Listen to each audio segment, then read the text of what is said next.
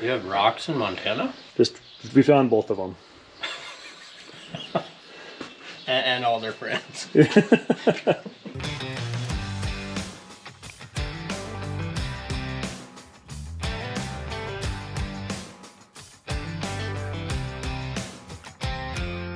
Hi, I'm Tony Fast's daughter. I'm Tony Fast's daughter. I'm Tony Fast's daughter. Our family has been blessed to farm in Montana For over 100 years now. And it wouldn't be possible without the great team we have and blessings from our Savior, Jesus Christ.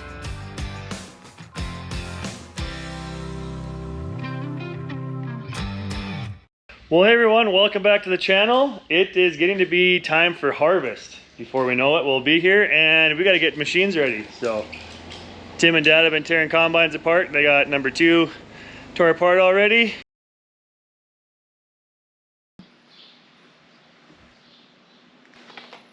Maybe we should explain.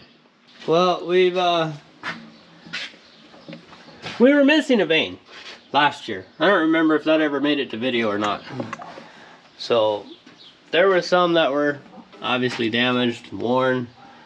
So we were gonna go ahead and start replacing the vanes on the transition cone, which we found is easier to take the transition cone off.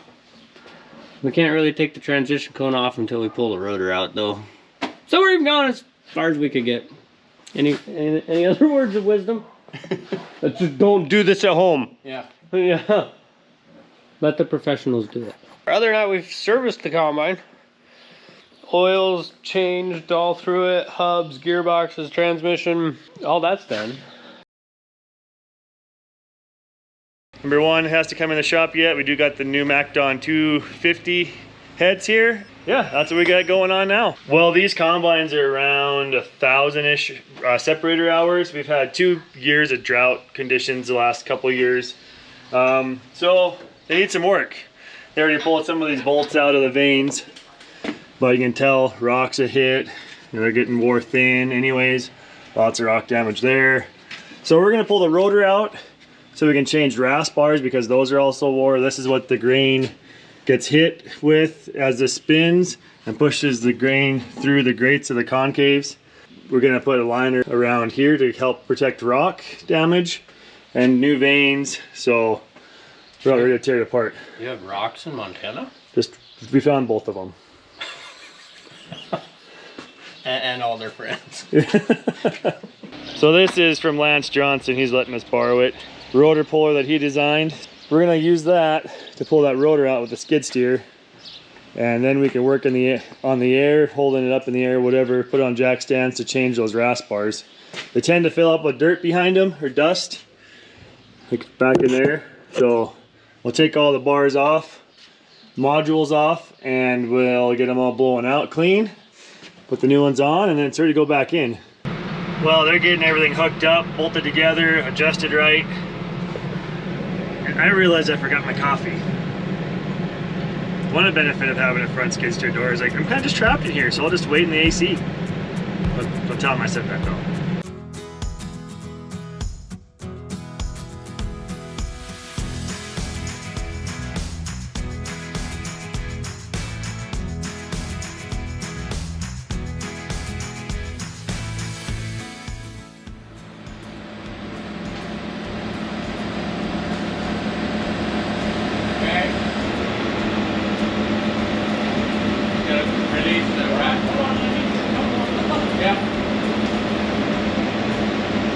Come on, Tim! Faster, faster! Yeah?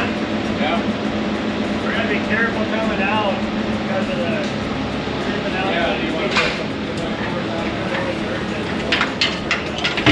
This is why we like skinny little hired men.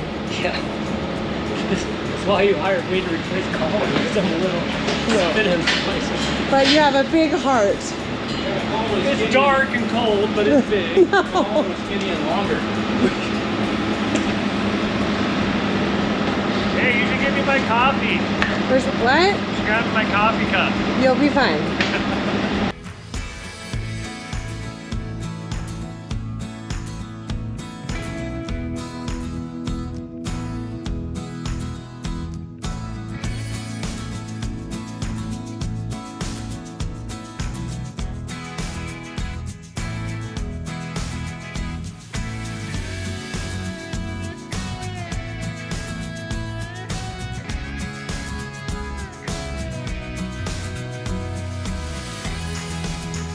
much does that thing weigh? A little more than me. Just a little bit more than you? Hey, we should make a grill out of it.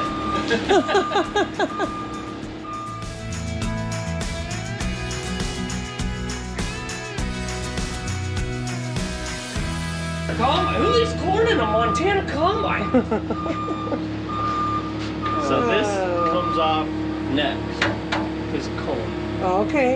And we're gonna put a liner on it because as we said earlier, Yep. this is the Montana rocks that we found, and then these are its friends. Well, we got the transition cone pulled out.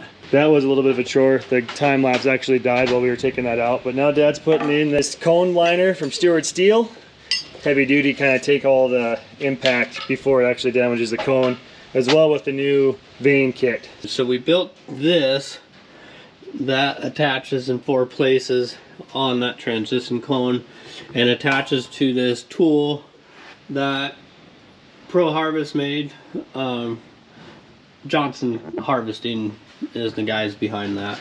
So anyway, we got new vanes, new liner, and a new liner piece up across the top also. So that's where we made it so far, and now we're trying to figure out how best that we can put it back together. But we got to get this plate back up in there, and there's a piece out here that's hanging down about that far that we got to get it around. So not real sure how we're going to do it. We're hoping not to have to take it back apart, but that might be the case.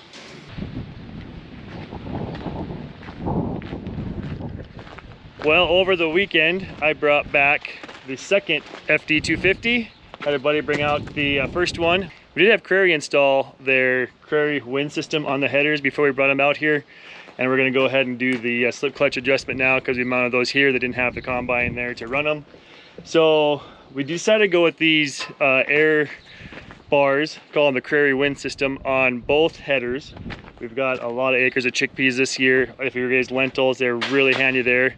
That wind bar will blow in any of the pods and keep them from falling off the sickle cutter bar, and that's a big deal in high value crops like the chickpeas, lentils, yellow peas aren't quite as high value, but they're still valuable. We want every seed pod, every bean, chickpea, lentil to come into the combine because that's our profit. So that's the reason why we went with these Crary wind systems, and I'm really excited to see how they work, especially in these chickpeas. So down inside of the shield there, we marked the slip clutch so we can tell when we engage it if it's going to throw the slip clutch out of alignment a little bit, or if it's actually going to slip, I should say. Then we'll know, and we'll have to do some adjustments from there. We need a little bit of slip when they start just to take the shock out of everything, but then they don't want them to get hot and slip while they're running. So we're doing a 2-minute run here just to see if it gets hot on us, and then I think we should have her all ready to go.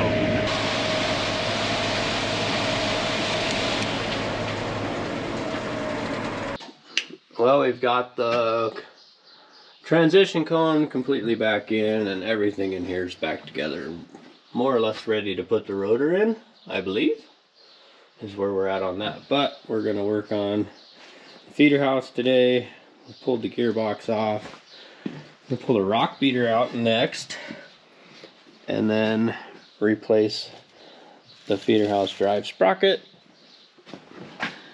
these wear plates, and the feeder house chain. That's what's on our list to do today. Well, the lobe coupler is installed in the gearbox. Getting ready to put in the shaft that drives the feeder chain. Gotta put it in first and then slide the gearbox on the beater as well as that shaft.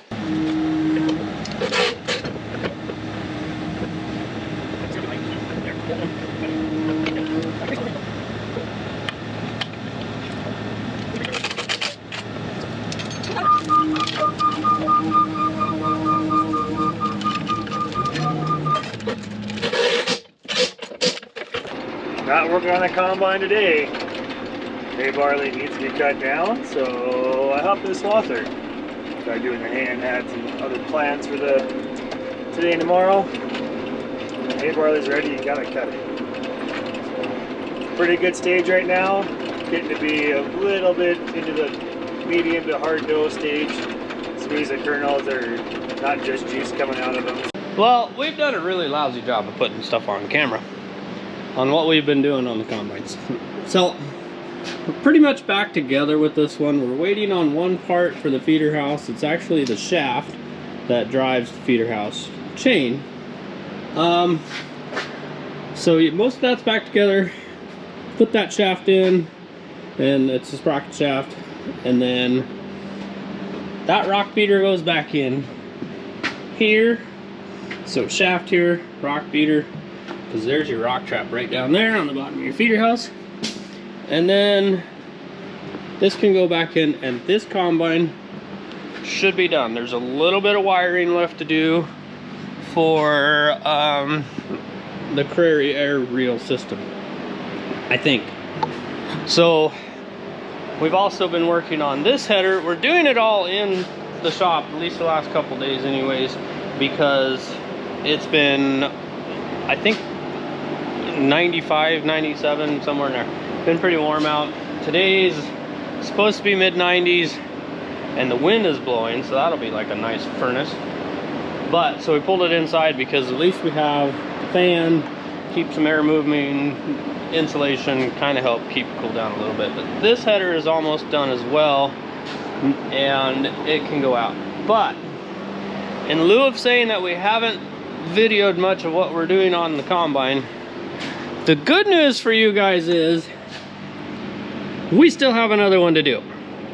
So that header out there is done, but that combine needs to come in. All fluids need to be changed in it, and so hopefully we do a little better job of explaining and showing what we're doing. So I'm just kind of cleaning up a little bit. Pretty tight, so I was picking up some trash, moving some pallets out. I had half of this stuff on it and that kind of fun stuff. So that's where we're at today. Well, almost done with this piece on the west side of that creek. Whoa, go for holes.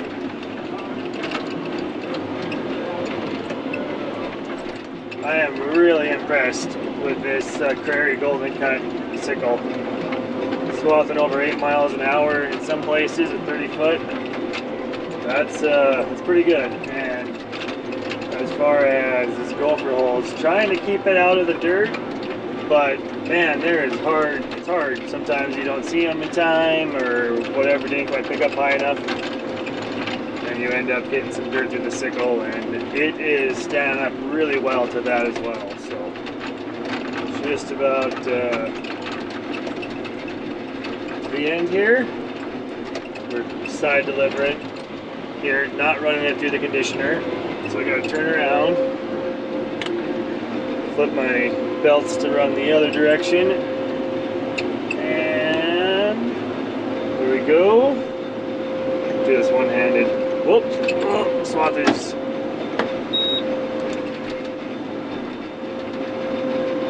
Swathers are hard to steer. Gopher damage, wondering why it's so thin here. And there's quite a few grasshoppers here too. There we go. Easy steer back on. Go the other way.